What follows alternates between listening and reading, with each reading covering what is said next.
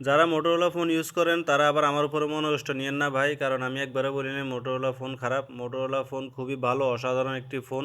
আমি নিজেও Motorola use করি, তো এটাতে তেমন কোনো ইস্যু নাই আসলে। শুধু মাঝে মধ্যে ফোনটা একবার অফ হয়ে যায়, মানে একটু অসুস্থ হয়ে যায় আর কি, সমস্যা নেই, এটা চিকিৎসা করলে ঠিক হয়ে যায় আবার।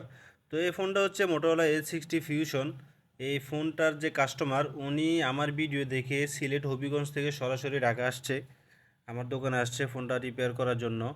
একই দিনে আমার কাছে 4টা মোটোরোলার কাস্টমার আসছে, 3টা 60 ফিউশন এবং হচ্ছে একটা 50 ফিউশন। সবার একটাই কথা, ভাই বাচ্চা থাকলে মোটোরোলা ফোন আর কিনবো না। এবং হবিগঞ্জ থেকে যিনি আসছেন ওনার সাথে ওনার ফ্রেন্ড আসছে, উনিও 60 ফিউশন ইউজ করতেছে।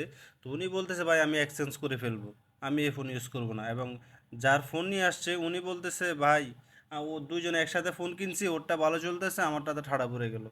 পরে বাইরে বললাম যে ভাই থাক, মনে কষ্ট নিয়েন না, আপনার বন্ধুরটা তো দেখবেন ঠাড়া পড়ছে, মানে একটু সান্ত্বনা দিলাম আর কি। তো যাই হোক, মোটরোলা ইউজ করতেছেন করেন, কোনো সমস্যা নাই, তবে মাঝে মধ্যে অফ হয়ে যেতে পারে। তো অফ হয়ে গেলে টেনশনের কিছু নাই।